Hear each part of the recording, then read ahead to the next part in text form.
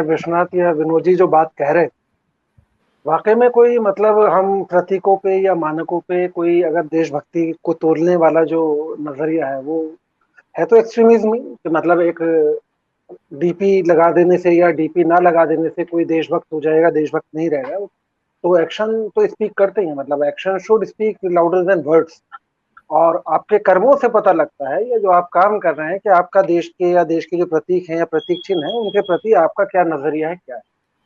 अब मसला यह है कि हम जिस दौर में आ गए हैं, सोशल मीडिया वाला जो जमाना है, इसमें हर चीज का जो अब ये मतलब एक ट्रोलिंग वाला भी दौर है, और चीजें जो है वो तय हो रही हैं कि भाई दिखावे से। अब ये कंट्रोवर्सी के भाई भगवा फहराने वाले लोग तिरंगे को मानते हैं या नहीं मानते हैं, या तिरंगा, अब ये कंट्रोवर्सी कोई आज से नहीं है। एक बात पे अभी मुझे थोड़ा एतराज है विनोद जी की, कि भाई कभी आरएसएस ने कभी विरोध नहीं किया। नहीं, आरएसएस ने विरोध अब आज के जमाने में विरोध नहीं कर सकते, क्योंकि अब आप जो मानकों पे जिस दौर में उसमें थोड़ा सा मुश्किल हो जाता है। लेकिन जो फाउंडिंग फिगर्स हैं जो आरएसएस के, जो उनके जो मतलब ये नोटेड है, कोई ऑन डॉक्यूमेंट है कि भाई ये शुरुआत में कि तिरंगे को लोग नहीं मानेंगे, देश का ध्वज तो भगवा ही हो सकता है, या तिरंगा या 3 अंक जो है वो अशुभ है, इस तरह की बातें शुरुआत तो वहीं से हुई।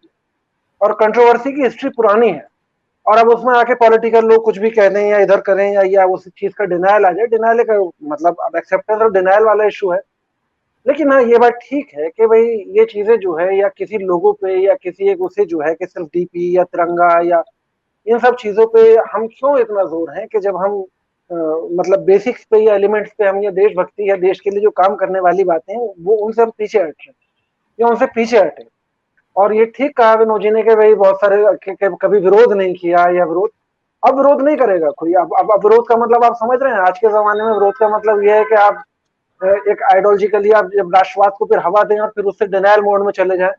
अभी रिसेंटली हमने देखा, वरना प्रतीक चिन्हों के ऊपर कितना अपमान या कितना उसका बात है। अभी अगर यही काम जो पार्लियामेंट के ऊपर जो अभी जो अशोक की लाट का जो डिस्टॉर्शन का जिसका एक कंट्रोवर्सी उठी के साथ डिस्टॉर्ट कर दिया और वो लगा दिया, अब वो जो राष्ट्रीय प्रतीक चिन्ह या फ्लैग कोड्स का वो एक तरीके से वही वायलेशन है। लेकिन अब चूंकि सत्ताधारी पार्टी से जुड़े मामले हैं तो उस पर अब कोई कुछ नहीं कह सकता। उसी तरीके से आप ये कह रहे हैं कि भाई हमने डिनायल नहीं किया, या तिरंगा या डीपी ना लगाने से देशद्रोह या देशभक्ति साबित नहीं होती। अभी कुछ ही दिन पहले का इशू है, कोई ज्यादा पुराना मामला नहीं है, कि हामिद अंसारी के सैल्यूट करने और सैल्यूट ना करने को, जबकि फ्लैग कोड में ऐसा कि भाई जो the man in uniform shall salute, और अदर्स पे जो है वो रिस्ट्रिक्शन नहीं है। तो ये सब चीजें नहीं है। लेकिन इस तरह के जो मामले हैं, चूंकि आईटी सेल वाला दौर, और सभी पार्टीज के अपने अपने आईटी सेल हैं, एक बार अगर जाहिर सी बात है बीजेपी इशू बनाएगी तो जो अपोजिशन में पार्टीज है उनके भी आईटी सेल चल रहे हैं, और बहुत सारे लोगों की रोजी रोटी इन्हीं चीजों पे चल रही है। आपने ये कर दिया, आपने ये नहीं किया, आपने ऐसा क्यों नहीं किया, आप तब कहाँ थे, अब आप कहाँ हैं। अब इन सब चीजों में होता यह है कि जो मूल मुद्दे या जो जो बेसिक इश्यूज हैं, या जो आज के जो मुद्दे होने चाहिए वो गायब हो जाते हैं, और वो गायब किए जाते हैं कई बार। मतलब हम इन कंट्रोवर्सीज में होता यह है कि जो मूल प्रश्न है आप उनसे हट के फिर हम इन छोटी छोटी चीजों में या इन सब इश्यूज में जाके घुस जाइए, आप लड़ते रहिए। अब वो बहस के मामलों में फिर सारी चीजें गायब हो जाती।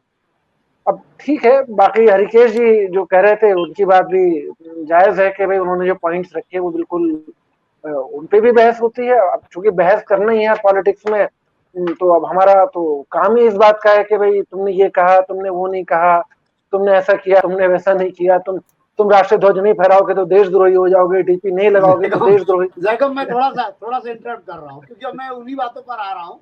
और आप हमसे जुड़े रहने के लिए सब्सक्राइब करें YouTube पर, फॉलो करें ट्विटर पर और लाइक करें Facebook पर। और ज्यादा जानकारी के लिए आपको टाइप करना होगा सिर्फ न्यूज नशा।